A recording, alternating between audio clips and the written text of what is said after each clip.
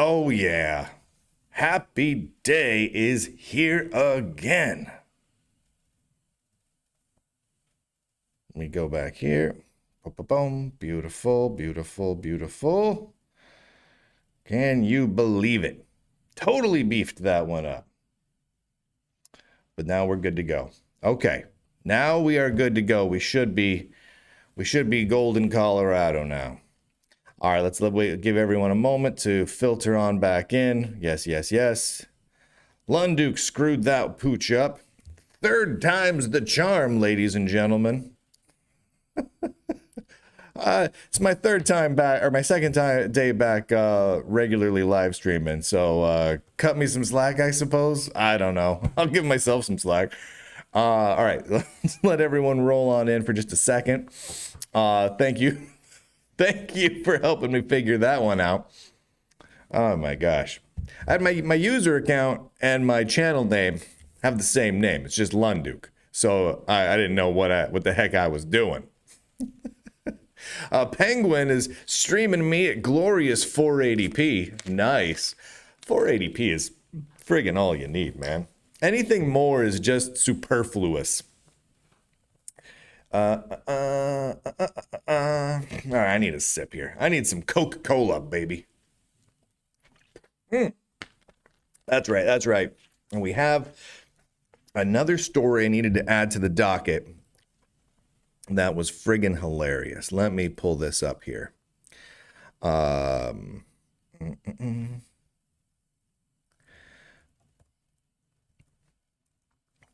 it is.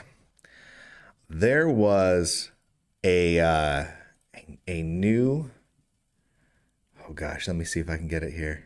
Yes, this is glorious. You guys are gonna love this one. This is fantastic. We're gonna do this story first. Okay. Yeah. This is the first story because it makes me smile. Okay, let's put this down here. Beautiful. I don't need that. I can close that. These are all things I do not need right now. Okay. So we've got the stories up on the screen here, and we're going to do one additional story on top of all of that. This sucker. This story is fantastic. Oh, this is so good. Yes, we're all correct now. Everyone hang out, get comfy because we're all solid here. I need to punch just a couple of buttons, and then we're going to record several different shows today. Some of them should make people smile. So hopefully that's nice. What am I looking for here? No, not that. Where am I looking at? Looks good. Looking good over there.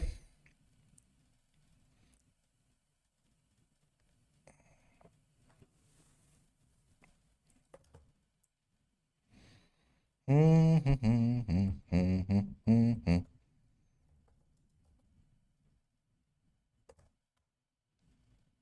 right, that's fine. Cool. All right, I think we're good. Yeah, no, there's a bit of brain farting going on here today, everybody. Significant brain fartage is happening, and that's just absolutely fantastic. So the first story we're going to start with today is this sucker. And let me go ahead and change up these titles here because these are not correct. XLibre, Trolls World, Trolls Leftists.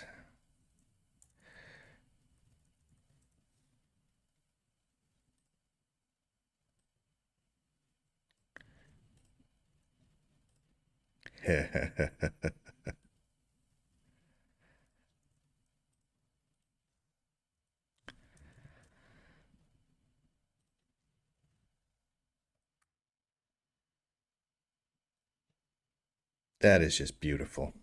That is just beautiful. Beautiful. It's a real thing that's happening. I love it.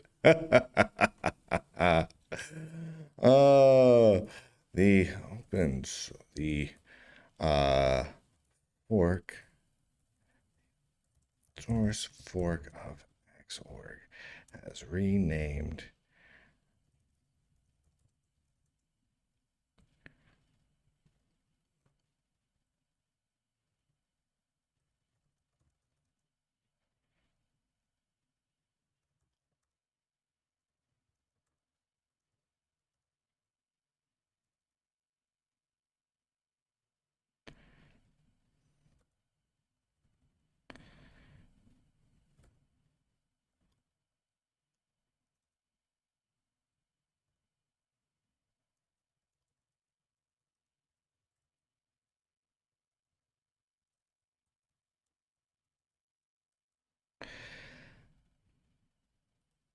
That's so good.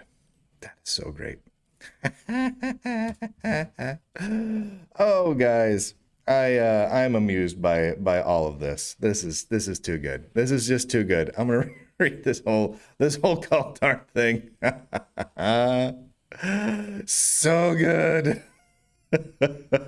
I I have developed. I'll record through. All right, everybody. Here's how this is gonna work. If you were around yesterday, you know the drill. I'm going to record several shows, including these that you see in front of you. At the end of each show, the screen will go to black and I will say, end broadcast. That's not the end of the live stream, though. That's just the end of me recording that particular show. You get to watch as I record all the shows. And then don't close the live stream. Stick around. We're going to keep going after that. Man, that's just so good. That's just so good. That's so good. While we're rocking out here, having a great old time, if you have not grabbed your subscription to Lunduke Journal, do so. And go to lunduke.com.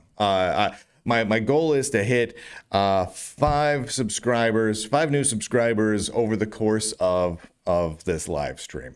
Just kind of get them, just keep on rolling in. No crazy goals. We're not going to make, oh my gosh, we need to earn $1 bazillion today. No. Oh, we need 200 new. No. Just 5 new subscribers. That's it. That's all. Little subscribers, big subscribers, lifetimes, monthlies, yearlies. I don't care. Whatever platform you like, go ahead and just grab it there. One other thing I wanted to mention to you guys before we get recording, let me see if I can show you guys this here, and I don't know how many people know about this, and this is just why I want to bring it up. If you go, let me show you here. If you go to lunduke.substack.com, whether you're a subscriber on Substack or Locals, doesn't really matter. But if you go there, at the top of the page, there's a little link that says ebooks. If you click the ebooks link, see, I've liked this page because I like it. If you scroll down, there are a list of a whole bunch of ebooks. These are all DRM free, and these are only for just subscribers. And they're kind of all over the map. They're collections of my comic strips. It's just things like that. There's a book in there called Half a Decade of Linuxy Shenanigans. And that book gets more interesting by the year. So that is a 570-page ebook that collects every article I wrote between 2012 and 2017. They were published over on Network World and Computer World and IT World and CIO Magazine, a bunch of other IDG publications. And I retained rights to all of those, so I can republish them. Now, there's not like breaking news story in there, but it's really fascinating to go in there and look at what the big news was in the world of open source and Linux in the year 2012. Now that we're here in 2025, wow, things have changed wildly different. I mean, what we were worried about is different. What we were complaining about was different. What we were excited about was different. The big news was different. The companies were different. It was crazy. And I put it all in one 570-page book. There are more words in that book than in the Fellowship of the Rings. So It's not light reading. Be warned on that one. But anyway, these is just kind of a little bit of perks of the perks available for Lunduke Journal subscribers. If you go click that ebooks page. Also, and this is a real random thing, if you scroll down to the bottom of the page, I don't talk about this very much, but before I got into my current line of work, I was a VP at a video game company and for a spell, and I do enjoy developing games. And so there's a couple of randomly weird video games that I have developed. Actually, most of them are open source, but you can download them exclusively for subscribers. I have special builds of them and everything up at the bottom of that page, including Linux Tycoon 3, which is tons of fun for Linux and DOS. So if you want some DOS-based video games, you can go over there, and they're all for Linux as well. Anyway, you can just go grab those.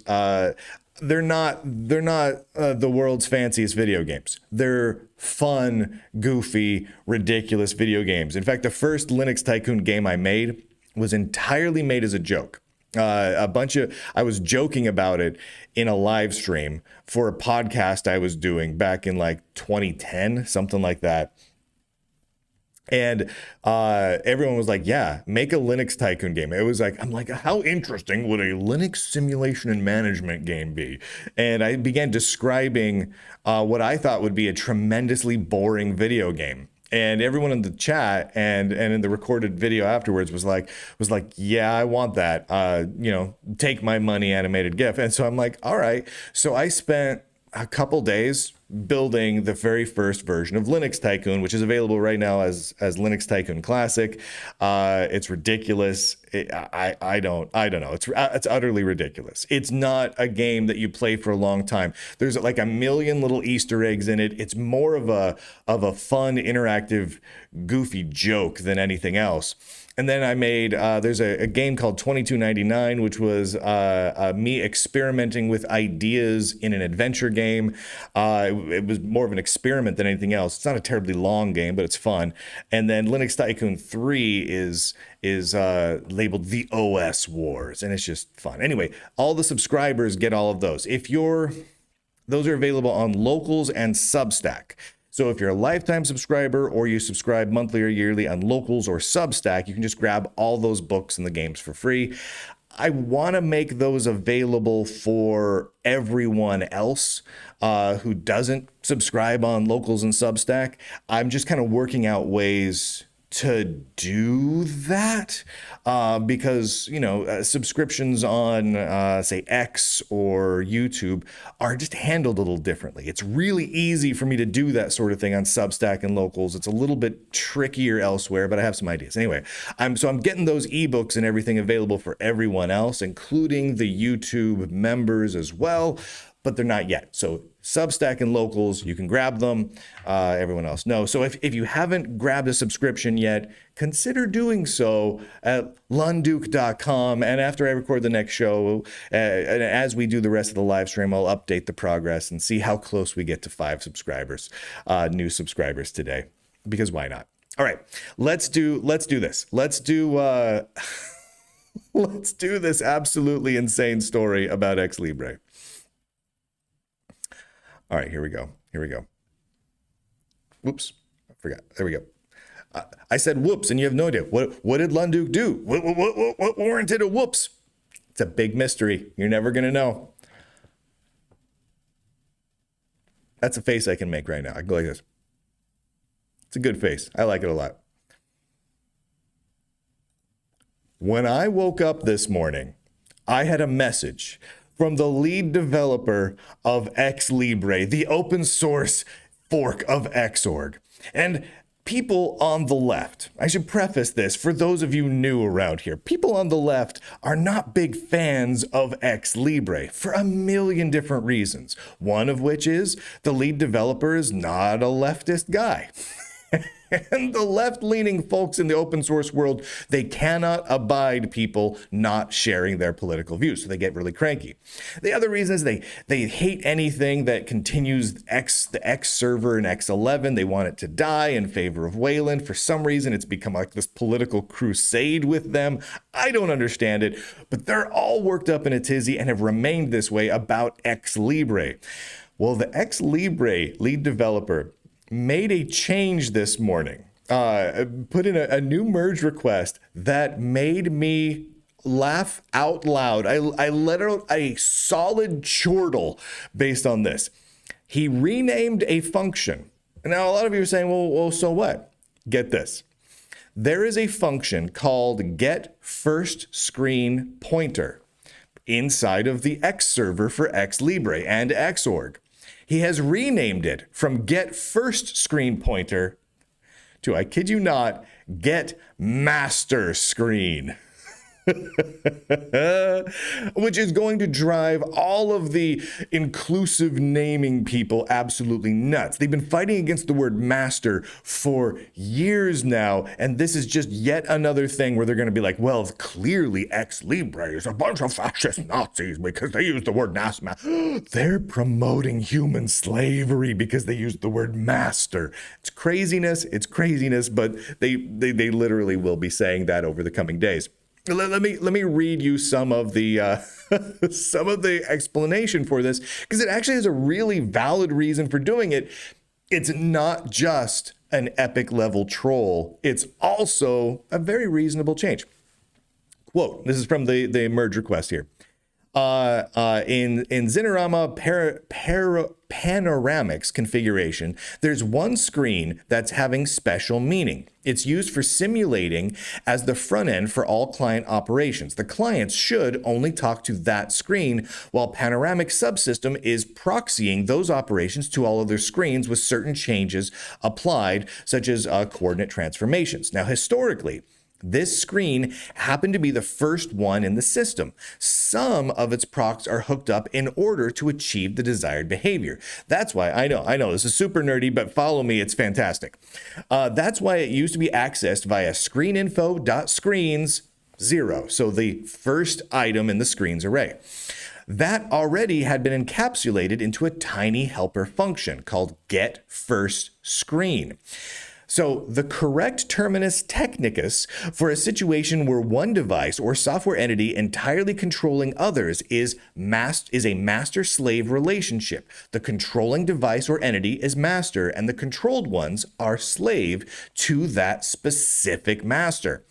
The term first screen is inaccurate and misleading here. What the callers are actually interested in is the first entry in the screen array. It is not the first entry in the screen array, but the screen that's controlling the others. With upcoming refactoring of the Xinerama Panoramic subsystem in the X server, this might well be a different array index than 0. Right? So the term default also wouldn't match. Default implies there's a real practical choice, and such value applies when no explicit choice has been made. But in this case, it practically doesn't make sense, except perhaps for a debugging purpose, for a client to use any different screen. Therefore, fixing the function name to the correct terminology for the sake of patch readability, renaming corresponding variables is left to subsequent patches. Signed off by Enrico Vigelt, the man behind the XLibre project. And it is included, and now they will not get the first screen in XLibre. They will get the master screen. Yes, please. More of this, please. Not just because it drives the inclusive naming people crazy. That's a benefit. That's a plus. I love that, because honestly, they should be driven crazy. Already a little nuts. But because it is a return to reasonable, normal engineering terminology. The inclusive naming stuff is fine as long as it doesn't drive us away from actual engineering terminology. Things like whitelist and blacklist. Those are very real, very descriptive, easy to understand terms. Moving away from them is silly. Master slave, even more so. As it, from an engineering perspective, things being master and things being slave has been around forever in computer hardware, in computer software, and beyond computing and into just general engineering. Master-slave relationships in an engineering stance has been around forever. So moving back to that is a real solid thing. Moving back to just engineering in our computers, not worrying about, oh no, that's the same. That word is spelled the same as a word people use for human slavery. That makes people feel real bad because someone 175 years ago that they'd never met before was a slave, and that's real bad. So we can't use those words ever again because someone felt bad because there was a sort of but not exactly relationship between this word and that, and that's stupid. It's just stupid. We need to knock off this inclusive naming nonsense. Toss it out. I even saw the Linux Foundation has a document that they put out of all the words that they don't want people using in like Linux kernel development and things like that. Things like grandfathered, like, we changed the rules and changed the systems, but people who signed up or started using an older system, using an older API or something, that's grandfathered in, right? Grandfathering things in. You can't say that anymore. Why? I don't know. Because maybe some people don't know their grandfather, or some people didn't like their grandfather, so we shouldn't use the word oh my word. I cannot even. So this is delightful.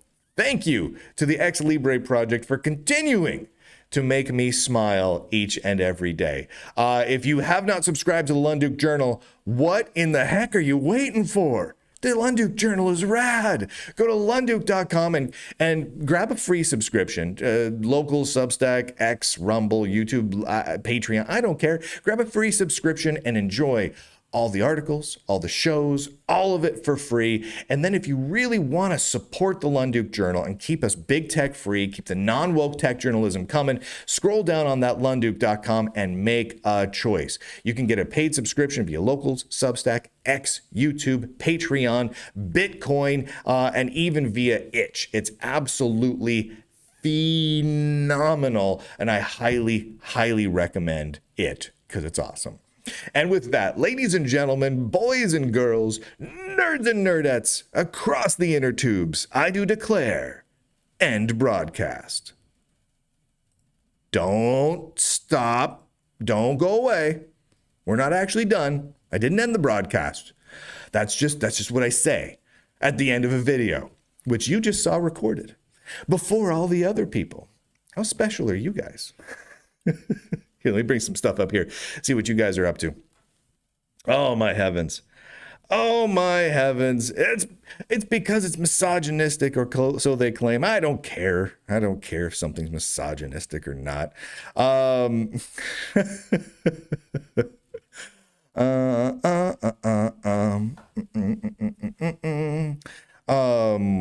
are my thoughts on abandonware? I don't like it when stuff's abandoned. I need a drink. Holy heavens. I will not end the stuff. Don't end the things. Don't go away. I just need a sip of cola.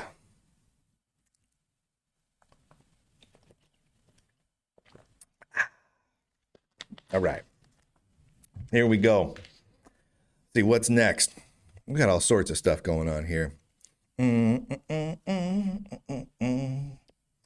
We've got all sorts of things to do here. What are we gonna do? I don't know, but it's cool, and I like it, and you do too. How do you do? Whoa, there are 381 people watching over on X. Hi, X.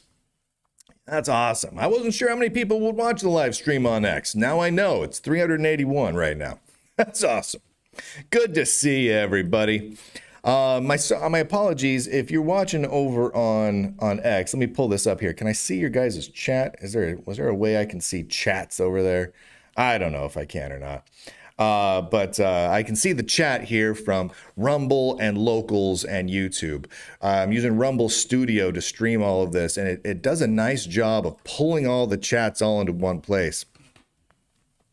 Diego says, hey, Brian, it's nice to see you around. Been following since the Beer is Tasty days. Holy heavens, that's a blast from the past.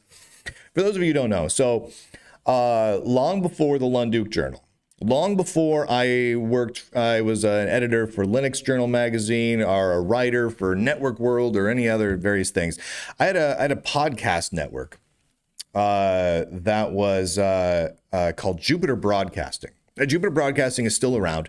My buddy Chris Fisher runs that. He and I founded that back in 2006 or so. And we had the Linux Action Show. And the Linux Action Show at the time was the biggest Linux-based podcast on planet Earth. It was huge. It was intergalactic.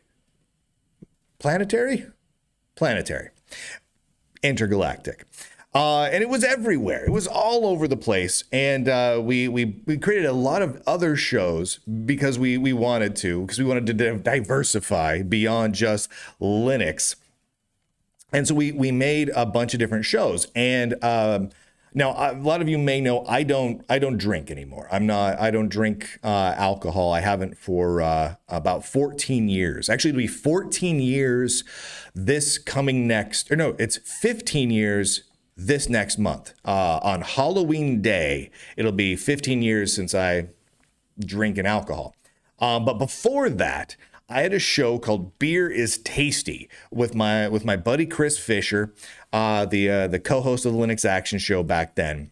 And we would go out and we would get 3 beers, right? 3 craft beers or non-craft beers and whatever. We'd line them up and we'd make some sort of snack to go with them. And all it was us on camera tasting some beers with whatever snack we had and chit-chatting and goofing and talking about those beers. That was it. And it was really, more than anything, a chance for us an excuse to buy a couple of beers and have fun.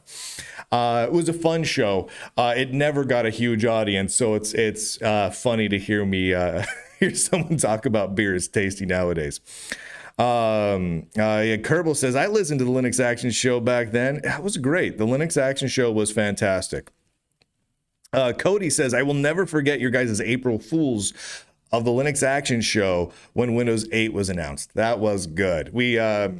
So we were the biggest Linux podcast, right? By a long shot, right? Like the next 5 Linux podcasts after us combined didn't have the total audience we had. So in those days of Linux, it was a pretty big deal. And on April Fools that year, we released the Windows Action Show. We slid it on then there. We created new graphics for it, and we did it straight. We did it exactly like we did the normal Linux Action Show, because we had a pattern and a whole theme for everything, and we just replaced it and did it as Windows fanboys the whole way through. It was tons of fun. That was a good time. Yeah, that was when Windows 8 came out. That was great. Okay, all right, what do we got to do now? Holy heavens, what's next? You know what? We're on a roll here with the XLibre stuff. So let me grab the let me pull this up here. XLibre has done some really cool stuff over the last little bit. And so let's talk about XLibre and BSD for a minute, because there's some great screenshots in this. It's just a ton of fun. Oh, there it is. There's that. Is that everything? Yes, that's everything. Okay. All right. So we got XLibre. Boom, boom, boom, boom, boom, boom, boom, boom, boom. Copy. Beautiful. And then we're going to go over here to the browser, and we are going to do this. Let's see. Can I fit all of those different BSDs onto the same line here? Yes, I can. Yes, I can. You know what, though? We're going to put this show is going to come out tomorrow. This is going to be a tomorrow show. You guys are getting it a day early because you're fancy. Here we go. The open source fork of Xorg. Well, let's just keep those first couple of words because they're solid. Let's see. Is being RB.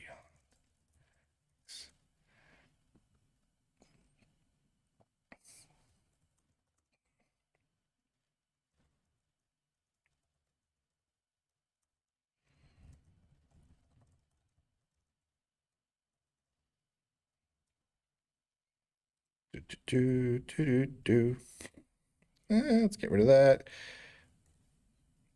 Boom. Beautiful. Simple. Love it. Glorious. Let's do that. Where did I put my thing here? What are you talking about, Lunduke? What do you mean by thing? Lunduke, what do you mean by thing? My thing. I put a thing and I put it over here. What's he talking about? I don't know. Here we go. Beautiful. Beautiful. Retropunk says, I missed the Linux Action Show. I didn't get into listening to podcasts seriously until about 2025. And the Linux Action Show was the first show I subscribed to. Linux Unplugged is good, but it's not quite the same. The Linux Action Show was lightning in a bottle, man. It was a really, really fantastic show. And part of what made it great was my co-host. My co-host Chris Fisher just did a truly phenomenal job at it, and he did great at playing my counterpart, right? In that show, in a lot of ways, he was kind of the straight man, and he was brilliant at it. And so both of us were passionate and we legitimately cared about the stuff we were talking about. He was an absolute delight to work with. The two of us working together for years on that stuff. It was fantastic. And it was a lightning in a bottle moment. It also, the time, what Linux was doing at the time was a truly interesting thing. Anyway, it was a fun time. I gotta have Mr. Chris Fisher back on my show sometime soon, because it's always fun talking with him. All right, let's see. The open source fork of Xorg is being used far beyond Linux. Run a BSD variant, good odds you can use XLibre now. All right, let's do this here. I'm gonna click on a thing. Again, when I finish recording this, the screen will go black and I'll say, end broadcast. Don't turn off the live stream. It's not over. We're still rocking and rolling. Here we go. That's a good face. I can make that face as the initial face. Whatever face I start the show with, that ends up being the thumbnail on like X and a bunch of other platforms. So I try and start with whatever face I want the thumbnail to make, because it's hard to change it afterwards. In some places I can't change it. So watch this.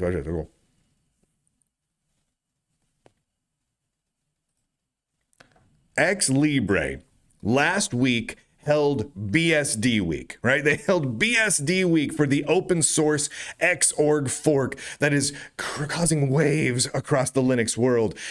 And it was awesome. It was awesome to see so much focus on such a large number of open source, community, and otherwise driven BSD operating systems, because they just don't get enough love. They don't. Linux gets the spotlight. Linux is great. I run Linux as my main system. I got Open Mandriva rocking over here. It's just fantastic. But the BSDs are pretty phenomenal in their own right. And in fact, at least one of them I want to spend some more time with. But so they had a BSD week. Every day they made a post about yet another BSD operating system with XLibre up and rocking with screenshots. Here's one with OpenBSD running XLibre. Just phenomenal. Now you can use XLibre. It's just an X server, right? So you can use whatever desktop environment you want. So all the screenshots are many and varied. Some of them are very raw, like running like an ICE window manager. Some of them are more XFCE based. You can be all over the map here. So here's OpenBSD running XLibre. Xenokera.org is available for OpenBSD, which is kind of an Xorg fork already. And there's a reason for that, they say. What we want to show you here is simply that XLibre runs on OpenBSD, and a big thank you to the developer behind it. Here's another screenshot here from FreeBSD. Third-party packages for FreeBSD are available and maintained since June 26th. We added it to our pipelines on August 1st. Some may call this old news. We call it commitment. So FreeBSD is here to stay with us. A big thank you to Boz who made that possible. And again, here's a screenshot for those of you watching the video version of FreeBSD running XLibre. Also, Dragonfly BSD. Given our XLibre free BSD ports, work is underway to provide D ports too.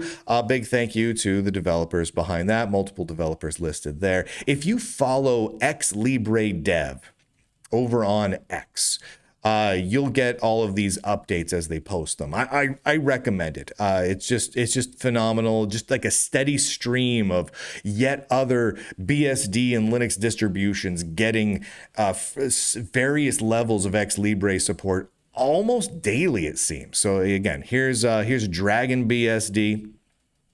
Or Dragonfly BSD. And then, of course, there's Ghost BSD. And there's been a lot of news related to Ghost BSD and XLibre happening over the last week or so. I'm going to read this here. To sum it up, there soon will be ISOs containing XLibre first-party packages for Ghost BSD. An announcement will follow once they are ready. A big thank you again to all the people involved. Now, here's a screenshot of... look at that beautiful thing of XLibre as the X server running on top of Ghost BSD. I've got this running myself. They're still working through some issues. I've talked with the developers behind this. They don't necessarily recommend everyone jump into it right now, but they are working out some issues, and they've been almost daily putting out new builds that significantly move things forward. And I'm looking at the progress they're making and the quality of XLibre and all the other platforms. I'm going to say that Ghost BSD is probably going to be a great spot to use, XLibre and everything else just in the coming days. It's really, really phenomenal. They're doing great work with this. And of course, NetBSD. Now, this is great. XLibre runs on NetBSD. It took one developer to say, I want this to work. And the others joined in, and they together developed a solution. That's one thing we love about free and open source software. A big thank you to all involved. And here's XFCE running on top of XLibre on NetBSD. Now, I have a soft spot for NetBSD because it runs on so many platforms. Like NetBSD is just available for everything. If there's like a gerbil, NetBSD probably runs on the gerbil, right? Like it just runs on general. I have problems with the installers. I have problems with networking. I have problems with video drivers. I have so many problems with NetBSD technically, but I love it just the same. I love the crazy level of portability in a fairly small BSD system. It's beautiful. At some point, I am going to be out there running NetBSD. At some point. I'm going to do it at some point. But seeing XLibre running on top of NetBSD just makes it even more choice. So there you go. OpenBSD, FreeBSD, Ghost. You have to wonder at what point does XLibre just become the de facto open source X server for Linux and BSD platforms? I would posit we're not that far. We're really, really not that far. We're seeing an increasingly large number of Linux and BSDs adopt XLibre, and it's for good reason. Putting all politics aside, XLibre is maintained.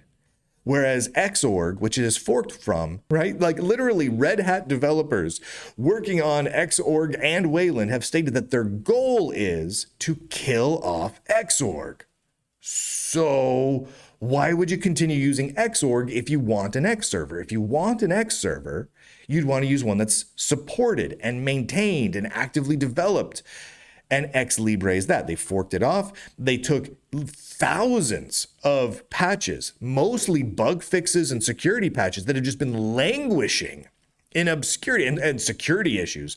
And they brought them all in, merged them all in, tested the heck out of it. And now we've got XLibre, and Xorg is now sitting far, far in the dust.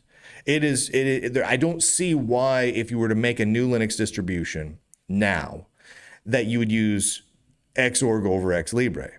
I mean, I understand why some people might go the Wayland route. I personally prefer an X server over Wayland, just because I don't really love the Wayland restrictions, the protocol restrictions. I don't like it. But if you're gonna use an X server, you wouldn't use Xorg. You just wouldn't.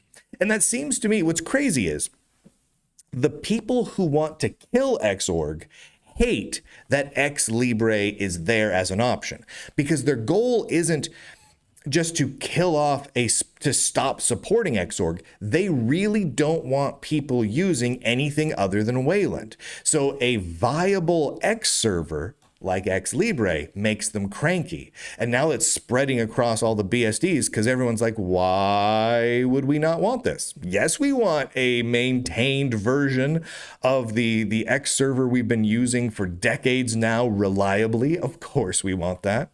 And now we've got it on the BSDs. Just as a side note, where's the screenshot of Ghost? I'm going to be trying my darndest to really use Ghost as a daily driver, just on a backup laptop system. I've gotten it up and running on one, and I think I'm going to get like a low end used ThinkPad or something like that. World of computing better. Some of them are happy things, some are sad things, but regardless, they are all things.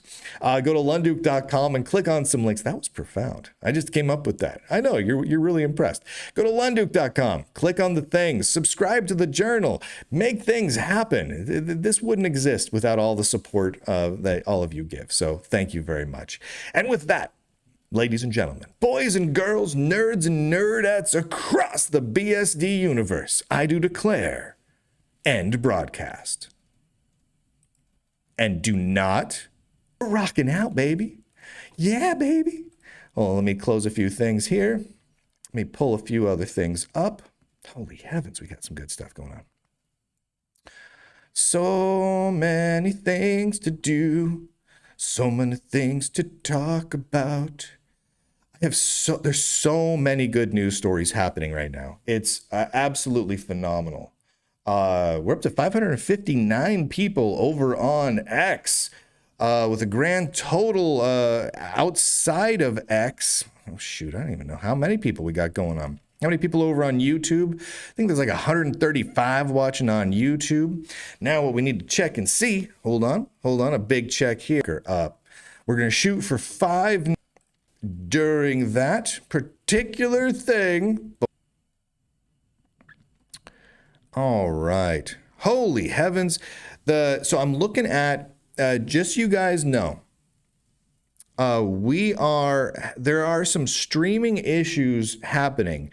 They don't appear to be on my bandwidth side of things. They appear to be on the Rumble Studio ingest server. That seems to be the part where it's kind of flaky. All of this will be available later regardless. Yeah, I'm watching it right now, and my bandwidth is staying solid. A lot of you guys are getting all sorts of buffer. A lot of you guys getting all sorts of buffer. I think it's coming through in the ingest server. If anything gets out of sync or whatnot, refresh your page, and it should be pretty okay. It says it's going strong now. I'm looking at the ingest server here, and we're doing okay. But we lost. I don't know how many packets we lost, but we're doing it again.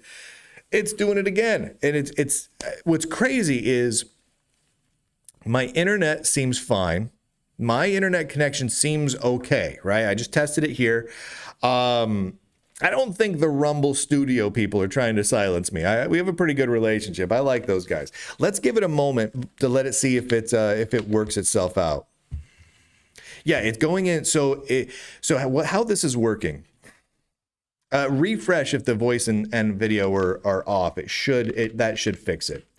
So how this works is I live stream out to Rumble Studio. Rumble Studio then spreads out the stream to everywhere else, to locals, to YouTube, to X, and to actual Rumble. And it's not an open Mandriva issue. But what seems to be happening is where I connect and send it into Rumble Studio, something's happening there at Rumble Studio, and it just gets all wiggity whack and goes all crazy. That seems to be what's happening. I don't know if it's Rumble Studio's connection or they're having some server issues or what. The service is really nice, but it is having some issues. I'm going to take another sip. I need some more cola, baby.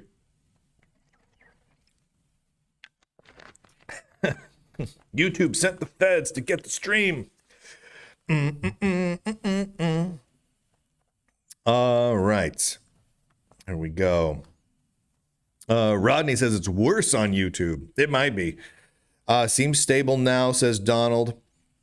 Everything seems okay now. If you're out of sync, refresh wherever you're streaming from. Seems stable now. Yeah, I think everything's working now. No guarantees. There's not a whole lot I can do about that from this end, unfortunately, because my system is rocking, rock solid, no issues on my local system. It's not like I'm pegging my CPU or anything. I think my CPU load with everything that's happening is sitting at, thank you, Rodney. Rodney sent a little thing in there. Thanks for all your work, Brian. I appreciate the support. My CPU load is less than like 10% right now. So not having an issue with the encoding. The bandwidth seems fine. I just did a bandwidth test on my internet connection. Totally fine. Plenty of overhead bandwidth. Yeah. I think it's the ingest server over at Rumble. That's my guess. Stuff happens. What are you going to do? Hopefully they have it resolved. It looks steady now, so I think we can feel somewhat safe. Moving on to doing some more good stuff here. There we are. We are going to do an Internet Archive show now, because we need to talk about the Internet Archive. Oh, where's that at? There it is. All right, I'm just going to go ahead and copy this. Boink. Copy. And put it into a thing.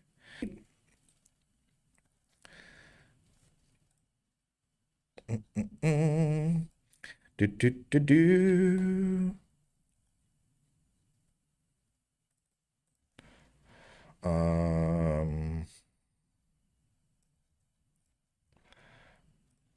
With potential damages upwards of 412 million USD, that archive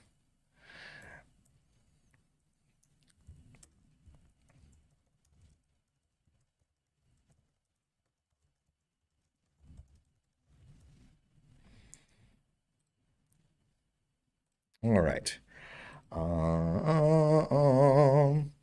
So this is a pretty yeah, I am recording. So all of the individual shows I'm doing will be recorded today and tomorrow, and some of these, well, one of these possibly even over the weekend. I swear in another life, Lunduke would have been a vaudeville performer. Wouldn't that be sweet? That'd be pretty sweet. That would be pretty friggin' sweet. I would be lying if I didn't tell you that in my younger years, I was absolutely obsessed with your show of shows and all those other things. Why everyone trying to kill the Internet Archive? Let's talk about that. Here we go.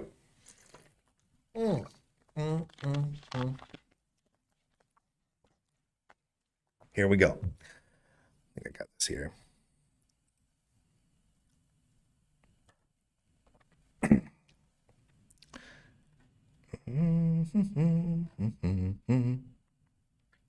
Yeah, that's the right one. I'm a song and dance man for sure, baby. You know, I would love to be.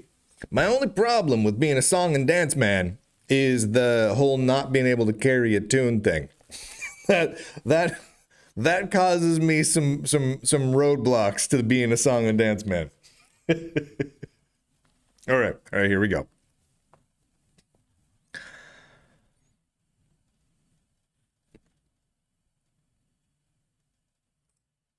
The Internet Archive is in last-ditch, last-minute settlement negotiations in the lawsuit of Universal Music Group and Sony v. Internet Archive. And this is all stemming from a case that was launched, well, about 2 or 3 years back now, where the Internet Archive, where archive.org, had been distributing specifically 2,749 songs, audio recordings. And those specific recordings were primarily copyrighted and currently under copyright by Universal Music Group, as well as Sony and a few others. Because of the Internet Archive's, the way they were freely distributing those songs without permission, regardless of what you think of this or not, it's just the way the law works. The potential damages here, if the Internet Archive is found guilty, are upwards of $412 million US. And based on past similar rulings where people have pirated music and the like, there is very good reason to think that at least a large portion of that would get fined for the Internet Archive, which would absolutely, unequivocally put the Internet Archive out of business. Completely and totally. There's just, that is so many factors more than what they bring in every year that there's just no chance of them surviving that. I mean, no one's going to come to the Internet Archive's rescue with a $400 million check in this case, right? So the Internet Archive is in negotiations. I was checking the court case, and this was updated on just at the end of August. I think August 29th, something like that. And another update, a joint status report regarding settlement negotiations in Universal Media Recordings Group, Capitol Records, Concord Bicycle Assets, CMGI Recorded Music, Sony Entertainment, and Arista Music, etc., versus Internet Archive, including Brewster Kahle, George Blood, and George Blood LP. So I'm just going to read you the update here because it's somewhat interesting.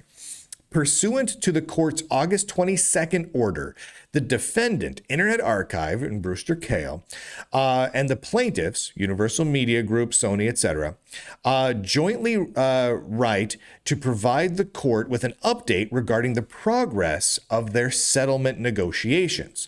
The parties' settlement discussions remain ongoing. The parties have exchanged multiple settlement proposals and continue to make progress on a resolution of this matter without the court's intervention. As a result, the parties jointly propose that they continue their negotiations and provide additional joint status reports to the court at least every 14 days or promptly upon resolution of this matter, dated August 29th. Now, here's the thing.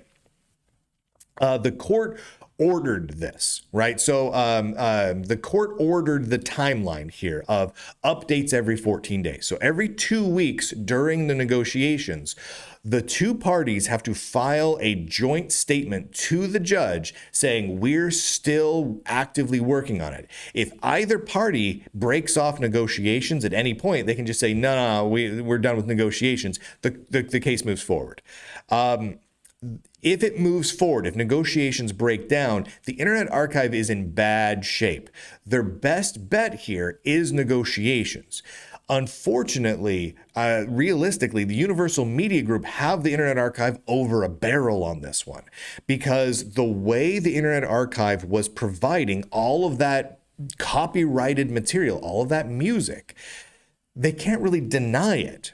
The Internet Archive, whether you like the Internet Archive or not, and I like the Internet Archive, was acting as a piracy website. There was very little difference here to what, say, the Pirate Bay or something like that, or LimeWire or something like that does, with one key difference. And the key difference is an important one when it comes to the Internet Archive. So the big difference here is not only were they acting as a clearinghouse and a search engine for finding copyrighted pirated materials, the Internet Archive was themselves hosting it knowingly, and continued to host it after people pointed that out to them and complained about it. So they knowingly, absolutely broke the law. There's no fighting this one. A lot of you guys might remember there was the Hatchet and Random House v. Internet Archive lawsuit. That lawsuit got concluded, and in the end, the Internet Archive survived it. The Internet Archive was found guilty because they were publishing copyrighted books. They took books that were not only in copyright but still actively being sold, including like books that were barely out of hardback and being sold by publishers. Internet Archive scanned the physical books and put the digital copies online for everyone to download.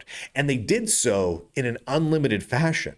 So as many people as wanted could go in there and download free copies of books that the Internet Archive did not have the rights to give away.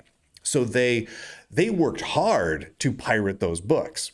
Whether you agree with what the Internet Archive did or not, under the law, that's what they did, is they pirated the books. Now, they were found guilty. The Internet Archive appealed it. The court slapped the Internet Archive down and said, "Are you kidding me? You pirated the books. I mean, you basically stated flat out that you should pirate the books." And this is crazy.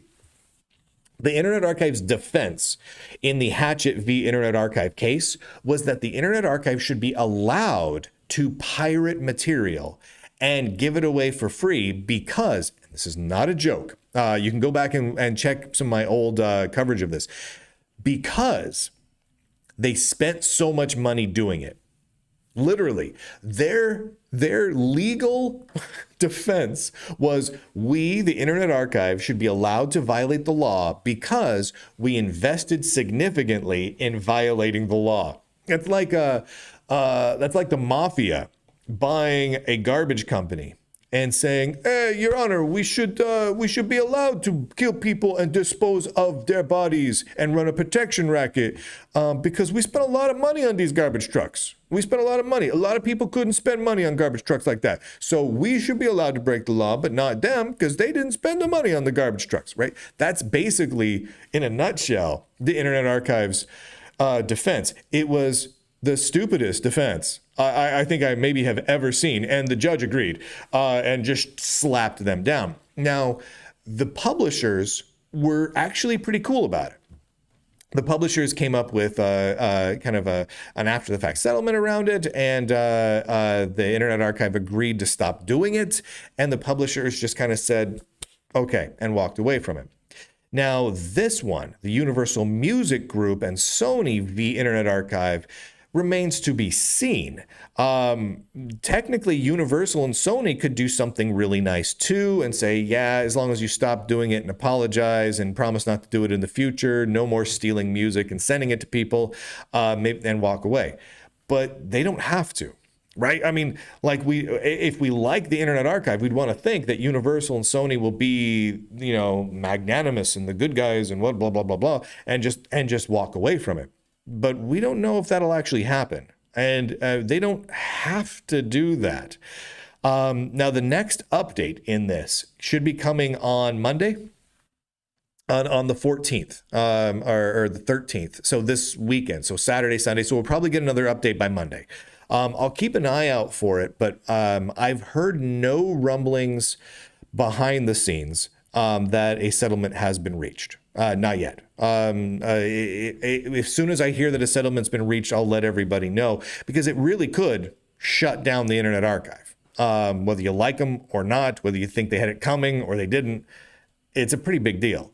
And that means that the Internet Wayback Machine and all of that goes away, because the Internet Archive stupidly put the Wayback Machine and their book piracy site and their software piracy site and their music piracy site. And I know a bunch of people are angry at me for using the word piracy, but it's what they do. I like them as a service, but it's what they do. They put them all under the same legal entity. So when they get sued, the whole thing goes together. I don't know how they could have made such a boneheaded move, and I don't know how they haven't rectified this. It is absolutely asinine to me that the entirety of the Internet Archive exists under one business umbrella at this point. It's absolutely insane. They should not be doing that. But then again, their legal counsel is terrible. I mean, it's like when you look at the Hatchet v. Internet Archive defense of, we spent a lot of money breaking the law, so Your Honor, I should be allowed to keep doing that.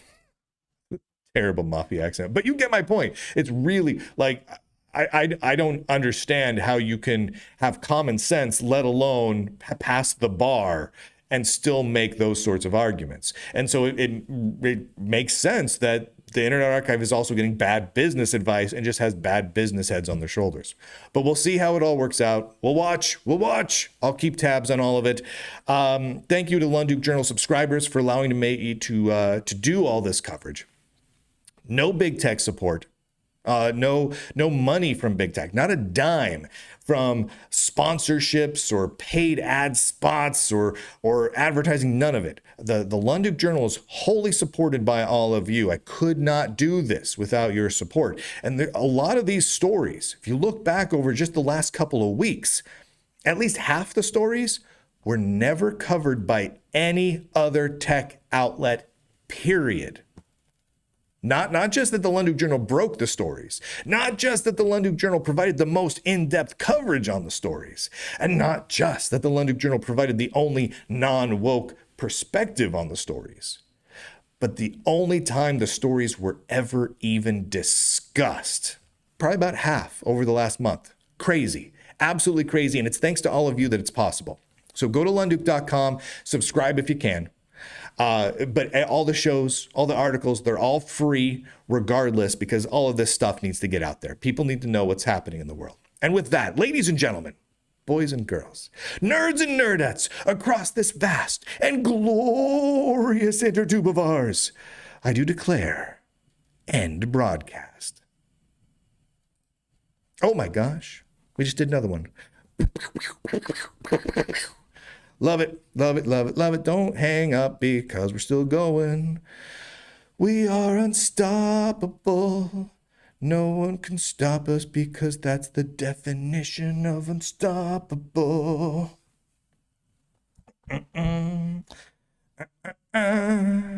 Clicking things, doing stuff. I'm clicking things, clicking things. Here we go. Yeah, Cody makes a good point. He says, I have zero sympathy for the Internet Archive. They took down Kiwi Farm's pages from Wayback Machine, then personally went after Josh, the maintainer of Kiwi Farm. And it's not just that. The Internet Archive is a decidedly very political organization. Some of the work that they do in preserving old magazines, out of copyright recordings that aren't available anywhere else, abandonware software, and all sorts of things, is incredibly valuable. The Internet Wayback Machine is an incredible resource for the work that I do. I mean, I consult the Wayback Machine every week repeatedly. Being able to go back and see what people put on the internet, companies, businesses, foundations, individuals, 2 years ago, 10 years ago, 20 years ago, is incredibly valuable. And it really chops my hide that they get so political about it. They things that represent leftists in a bad light, they'll remove from the Internet Archive Wayback Machine, and when they do that, it's absolutely ridiculous. They run cover for political operatives. And by doing so, they make the Wayback Machine significantly less useful, because then it's not just a place where parts of the web are being archived. It is now a place where it's being selectively curated based on the political leanings of those running it. And that to me is a massive bummer. It really is. It really takes things down a notch for me. I wish they wouldn't do that. All right, let's see what we got here. We got some more fun stuff. 727 people over on X. Nice to see you, everyone. Over on X. Over on X. Just as a side note, if you haven't been following the Lunduke Journal over on X, I kind of recommend it. Go to X/Lunduke Journal. It's kind of become a stream of consciousness place for when news stories come in, when I get leaks, as they get verified. A lot of times I'll post leaks there that don't make it into the articles or the shows because maybe they're not huge deals. Maybe they're just supplementary material, but they're still kind of interesting. So I get little details from tech companies and whatnot, and I'll post them there. And I also post stories as they're coming in, as I'm looking into them, as I'm researching them. So you can kind of get a heads up on almost what's coming down the line on the Lunduke Journal if you follow me on X. Of course, you don't have to. All the shows are everywhere. But it's a handy place for me to post a lot of these things, and I get a lot of contacts from a lot of my sources go through X, so I'm just checking it regularly. Okay, let's see, where are we at? Where are we at with subscriptions, y'all? Let's see. We were shooting. What were we shooting for? We're shooting for 5 today. We had 2 earlier. Let me click on a thing. I love clicking on things, guys. You have no idea. Oh, there's another one. Thank you. Thank you, Yimmy. Appreciate it. All right, load this other page. Well, here, let me update this. We're up to 3. We're up to 3. Go to Lunduke.com, guys. Lunduke.com. Grab a subscription. You know you want to. Cody says, I did try XLibre on Ghost BSD. It was great, but the networking on BSD needs work. I had issues running Wi-Fi and Ethernet in parallel. Oh, interesting. I'll let everyone know how it goes when I give the Ghost BSD a really good run. I'm hopeful. I'm very, very hopeful because I really like it. I don't think I'm going to be abandoning my Open Mandriva setup anytime soon. I'm loving Open Mandriva. I don't see a reason to move on to anything else at this point. But I really like the idea of having a BSD machines. Yeah, Anton, we just need 2 more subscribers and we'll hit that goal. And that goal is really arbitrary. So we do everything here at the Lunduke Journal a little weird. I want to be able to have a couple of things consistent. One is that we don't have to ever take money from any company. And we've been consistent about that for many years now. So that's been able to be happening. The other 2 things I would like to be consistent about and have just steadfast in stone. One is that everything is always free, right? So not everything, but all the articles and all the shows, the videos and the audio podcasts, always free. And the reasons for that are twofold. One is to make things easy for subscribers, because if you can get the same show from the Lunduke Journal on Rumble and X and YouTube and Locals and Substack and Patreon and even Facebook, that means that you can not only share it with your friends however you want, which is nice, which helps people talk about topics, but you can enjoy it however you want. I know a lot of people who subscribe on Locals or Substack, but like they like to go home and fire up the YouTube app on their TV to watch the show on YouTube on their TV. Or they're just browsing through X and they just like to have the video running in the little lower window on X while they're doing other stuff.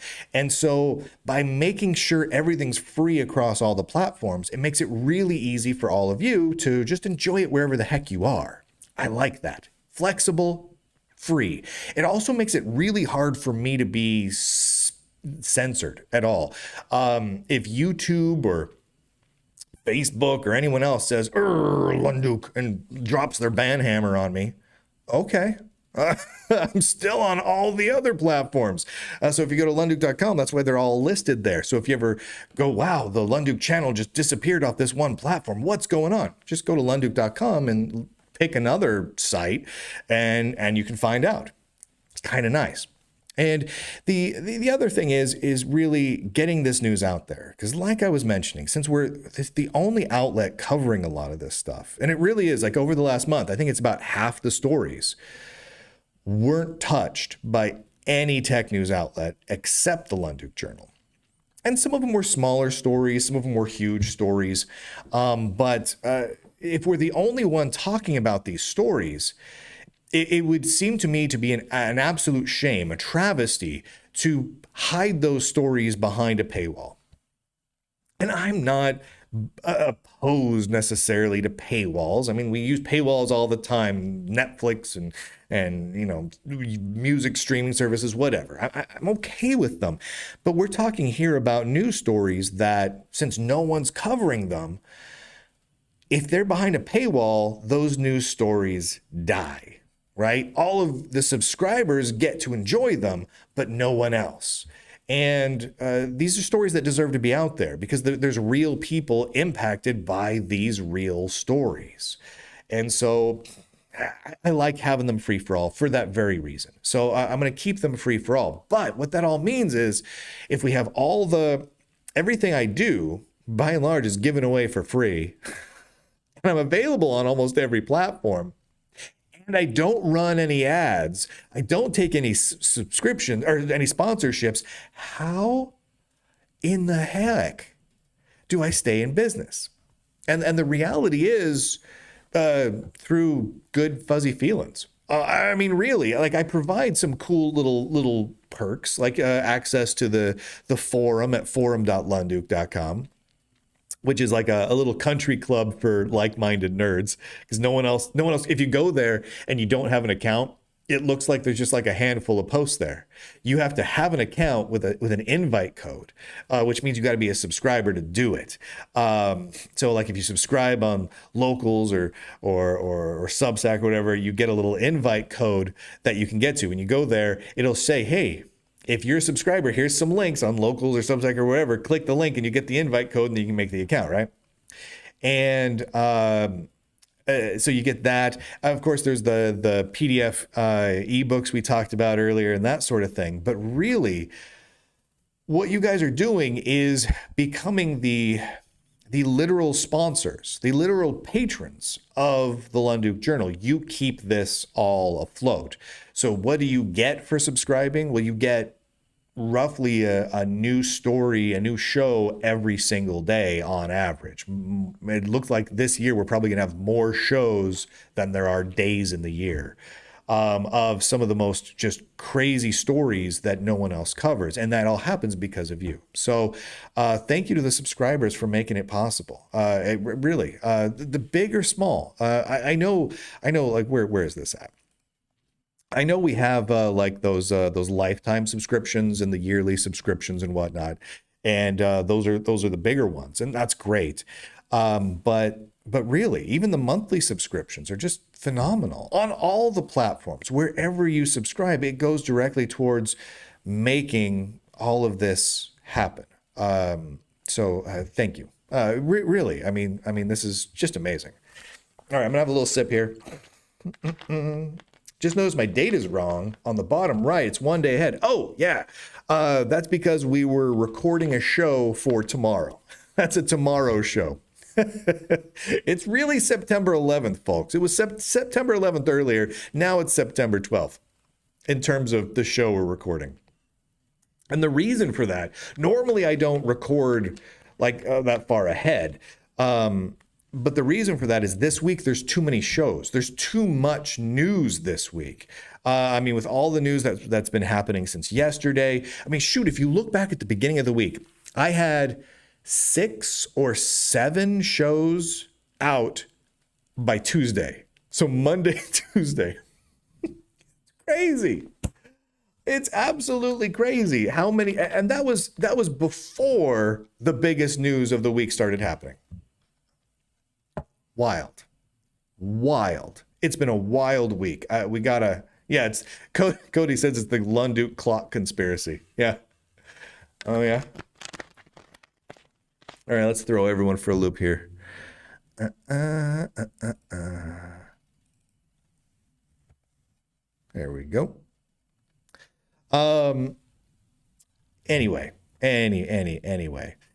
What do we got here? I'm just taking a quick look over things. I'm broadcasting from the future. Okay. All right. So what's next? Oh, let's see. I gotta end at the top of the hour, which means I've got 23 minutes left. My original plan here, let me bring this up, was to end everything streaming the Computer Chronicles, because I wanted to focus on some things that are fun and looking back at some of the fun of computing. But I think we're going to save that for the next day we do this. We'll save that episode of the Computer Chronicles for the next one. Let's just end with some nice Q&A time. If you've got some questions, lay them on me. Let's just do some nice Q&A, hang out, relax together like the happy-go-lucky nerds we are. And it'll be rocking and rolling. And we'll see if maybe we can get 2 more subscriptions in before the end of the thing. Thank you, by the way, to the 3 subscribers who have jumped on board. You are truly phenomenal. I could not do this without you. Yes, Apocalypse Infantry, you showed up at the end. Now, so we started today at, what time? At noon Central Time. So what was it, 1 p.m. Eastern? That's right? Is that when I started? Yeah. So we started at noon Central Time. And we go for 2 hours for all of this stuff. And I'm trying to narrow in on a regular schedule. So there's just kind of a regular recurring schedule that we'll be doing. And we did yesterday in the evening. We did, was it 5 p.m. Eastern, something like that. That's a little bit rough for the folks across the pond. So we're trying a little earlier in the day. I don't think we'll be recording tomorrow or over the weekend, but I believe we'll probably be recording again on either next Tuesday or Wednesday. I'll let everyone know. And we're going to do at least 2 more days of streaming next week as well, because it's just a lot of fun. Rudy says, Lunduke, I love your shirts. Thank you.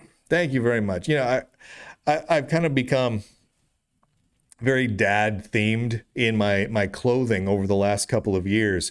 And I don't even know exactly how that happened. It just sort of organically did. I got 1 or 2 kind of Hawaiian-y sorts of shirts, and then I got a 3rd one. And then I hit a point where I realized I had gone 3 or 4 weeks wearing nothing but Hawaiian styled shirts.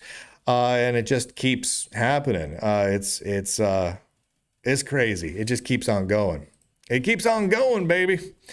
What do we got here? What is your favorite classic car?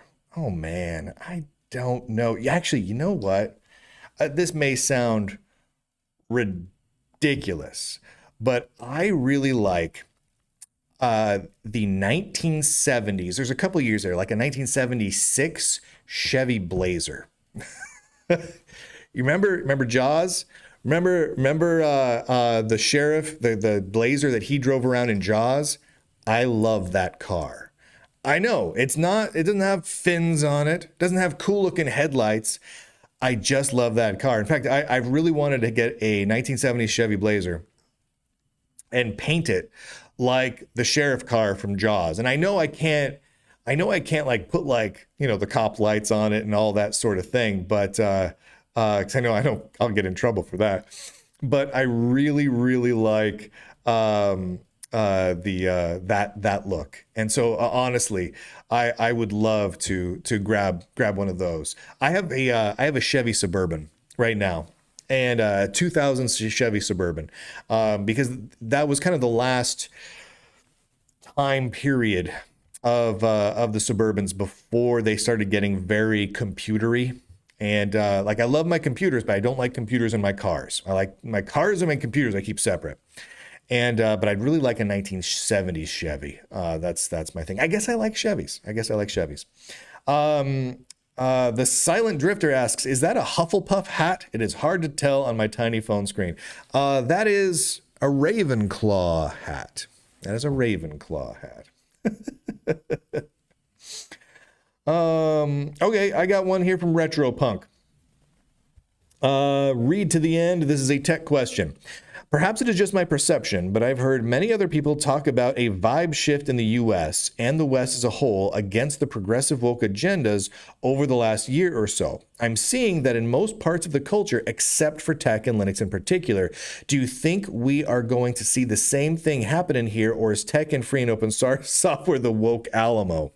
Actually, we are actually seeing some shifts. So, some of the most successful open source projects that we're seeing right now are the non-woke ones. Omarchy, XLibre being, I think, two really big examples of them. And at Hyperland, we're seeing some very distinctly non-woke pieces of software gain absolutely tremendous traction. I mean, the amount of excitement that DHH has generated with the Omarchy distribution is huge. I mean, just massive, massive numbers. He's bringing in crazy numbers. I was just talking to him the other day, asking him, what are your stats looking like? And he shared with me some of the stats. And I mean, they're getting crazy numbers of people coming in, and numbers that many of the established, very left-leaning distributions would kill to get.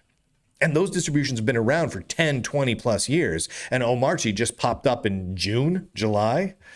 So I think we are seeing a shift happening right now, but it's more of a division, right? A huge number of people are moving one way and a huge number of people are moving the other way. And so many of these big open source projects and companies are just digging in, and they're almost getting more woke and more DEI and more discriminatory. While at the same time, people are saying, well, I'm sick of this, and they're looking for something else. And so then they're moving over to the non-woke things. And those are the things that are growing really fast, whereas the woke things are actually shrinking in many cases. And so it's just becoming a dividing line. And what I wonder is how far that goes.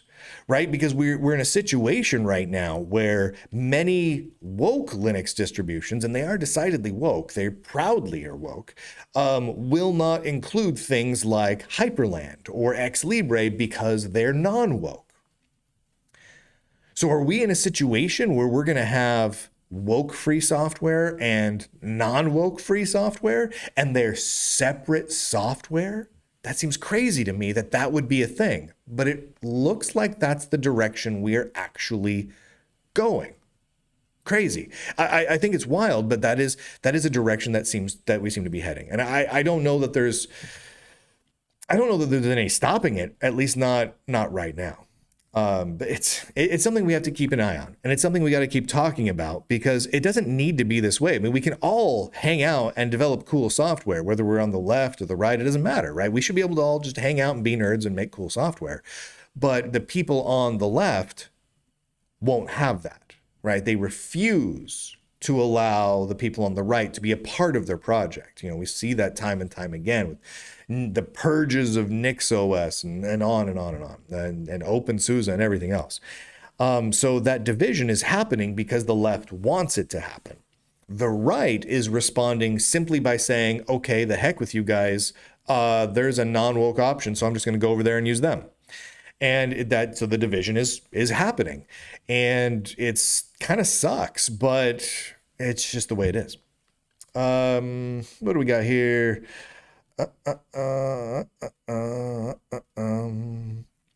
What do we got going on? Cody says, I'm surprised that Vaxry has not already forked and made his own version of Wayland at this point. So Wayland gets tricky because Wayland is really a large number of different pieces of software that uses the Wayland compositing protocol. And all of the Wayland compositors that are out there right now are very, very buggy. Now, will Vaxry at some point, the developer of Hyperland, decide I'm going to just fork whatever my favorite Wayland compositor and extensions and everything are and make it my own? It kind of seems like it. That's kind of his style. And I don't think it's a terribly bad idea either. Personally, I think that the Wayland protocol has enough significant limitations that it's not the right way to go, just architecturally going forward. I don't know if there's a way to make it good enough for what I want. What I really want is essentially X server. So I'm more in the XLibre camp, but I think there's a good indication that successful non-woke distributions and desktop environments like Hyperland, etc., Omarchy and whatnot, are going to end up having to fork some sort of Wayland compositor at some point, just because the free desktop organization, which runs Wayland and some of the projects therein, will refuse to work with those people who are non-woke. I mean, we've already seen it. I mean, the free desktop organization, they kicked out and banned Vaxry, the Hyperland developer, the XLibre developer. I mean, they that's what they're doing at this point. So it's really reasonable. Jay Sharp asks, is Linux Mint woke? Linux Mint is weird. Linux Mint has made some weird, extremely political statements and actions in the past, but they've always backtracked on them. They've always taken it back. For example, Clement Lefebvre, the developer of Linux Mint, the head honcho there, he went on a tirade 10 years ago, maybe less, about Israel and all sorts of stuff. And he declared that anyone who even likes Israel shouldn't use Linux Mint or develop Linux Mint or look at Linux Mint or whatnot. So he put out this real intense political statement, and it went poorly. In part because some of the biggest designers and developers of Linux Mint were both Israeli and Jewish. Clem took it back. He said, I'm sorry for being political. He deleted those posts, and he has never mentioned, at least in an official capacity, anything like that since then. So, I mean, he's a political guy. He has political feelings, and he is, I think, pretty leftist, but since then he's kept his politics a little more close to the vest, and he hasn't really pushed those politics on the user base. So is Linux Mint woke? I would say no.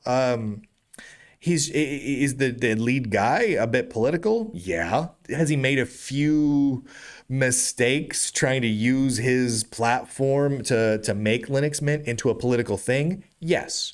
But he always apologized and took them back. I think those were just mistakes. He just pulled that back, and I'm willing to roll with that. Linux Mint also had a thing where they set their forum. Anytime someone posted the word Lunduke, the forum automatically changed the word Lunduke to violates forum rules. So anytime someone put in a link to lunduke.com or to lunduke.substack.com or anything like that, it changed it to violates forum rules.substack.com. And people would mention my articles, and it just became violates forum rules with little bracket, little greater than, less than brackets at the end. They did that, and they got away with it for a little while. And the users just kept messaging me with screenshot after screenshot of these, and they're like, "This is hilarious." At this point, it's just becoming a rolling thing. So I spoke out about it, and they go, "Oh, I don't know how that happened," and then they fixed it. And I don't think they've re-implemented that. So they stopped doing that pretty quick. So Linux Mint does weird things sometimes, but they always apologize and roll back, right? So are they woke? Nah. No, I don't think so. They are political. The moderators are very leftist politically, at least some of them. Clem, he's very political for sure. Many of the people involved are kind of divided on their views about me. That kind of is a big thing. In fact, one of their main designers learned about Linux Mint from the Linux Action Show, which I was hosting back when Linux Mint started. Because Linux Mint, when it started, really looked exactly like Ubuntu. It was orange and brown, right? The whole point of Linux Mint existing in the early days was it was Ubuntu with some of the codecs that Ubuntu and Canonical couldn't legally distribute in parts of Europe and the United States. So like the MP3 codecs and some of the DVD playback codecs that were, you technically couldn't include like the DCSS stuff and whatnot. Linux Mint added those packages in to Ubuntu, named it Linux Mint, and you download it, and boom, you had Ubuntu now with all of the codecs. So I covered it on an episode of the Linux Action Show, probably around, I don't know, 2008, something like that, whenever Linux Mint started. And I said, you know what, there's some legal dubiousness here. Clearly. I mean, since then, it hasn't become quite that dubious because, the MP3 codecs are now free, patent free, and they can be used. But back then, it was an issue. And when I pointed that out, a designer who was a fan of the Linux Action Show went over and said, you know what? I like using Linux Mint because it's Ubuntu, and I like Ubuntu, but it also has the codecs I need. But this brown is annoying me. So he came up with this green theme for Linux Mint that was just beautiful. And he sent it into Clem, the guy who runs Linux Mint. And Clem was like, wow, that looks beautiful. So the next release of Linux Mint had this cool new look with this green stuff, and it was a whole unique look. And at that moment, Linux Mint became popular. That's the moment when they got that designer that came in from my show and started using it. And so some of their team has always been fans of some of my work, the Linux Action Show, Lunduke Journal, all that sort of thing. But other people like Clem, not fans. So they've been very much divided. But you know what? I don't hold any of that against them. You'll notice I don't consider to be Linux Mint as super woke. They make mistakes, but they're human. That's fine. It's fine to make mistakes. All right, we're coming up on the end of everything. The end of everything. We're coming up on the end of the show today. We've got a couple of new subscribers in here. Let me take a look at the subscription tally. Let me see if we've got anyone new coming in. If you want to get any subscriptions coming in to put us over the number 5, you know what? We got to 4. There we go. 4. Yesterday, I think during the live stream, I think we got to 4 during the live stream, and then like 2 or 3 came in right afterwards. So we hit the goal yesterday, which was fantastic. So if we'll see if we hit the 5 today. I bet we will. So thank you to all the subscribers. I really couldn't do this without you guys. And I'd be lying if I said I didn't love my job. It's pretty phenomenal they get to talk about this stuff. My only regret today is that we didn't get a chance to watch the Computer Chronicles together. So I'm going to have to make sure that there's less news to talk about next week so that we can have some dedicated time to have like a watch along party with Computer Chronicles. Basically, it's going to be this screen, but that area over there is going to be the 1986 Computer Chronicles episode on Unix, and we'll watch that all together and comment on it as we go. We'll probably have to pause it a few times to talk about it and everything like that. Thank you to the 845 people watching over on X for joining us, and the 135 people watching over on YouTube, and all the folks over on Rumble and Locals. I'm glad we got everything all up and working today. It's fantastic. Let me see here. We're gonna do more of these. Tune in. Keep an eye out. I'll announce them on YouTube and X and Locals and everywhere that makes sense to announce them. and we'll get that rocking and rolling. Cody in the chat room says, please try to get an interview with Vax and the XLibre dev. I would love to hear their perspectives. So we are talking with a couple of people about doing some more interviews. That's part of the idea with getting the live stream going again, with a kind of a more regular schedule. Now, I don't know what that schedule is going to be. My guess is we're going to do next week 2 shows, one during the middle of the day for me and one more towards the evening on a different day. And we'll just kind of see what works well for everybody, and we'll kind of sort it out, and we'll get a more steady thing, so you'll know when and where you can go and grab the live stream for the Lunduke Journal. All right. That brings us to almost the top of the hour. Again, thanks everyone for joining us. I know there's been a lot of crazy news, just in some cases some pretty awful news over the last couple of days. But hopefully you guys got to have a little bit of fun today, because we had some fun shows, and hopefully your life is going phenomenal. I hope you get to go eat some yummy food and hug someone you love today. And with that, I'm really going to stop the recording now. Ladies and gentlemen, boys and girls, watch this, it's going to go black. Nerds and nerdettes, across the inner tubes, I do declare, end broadcast.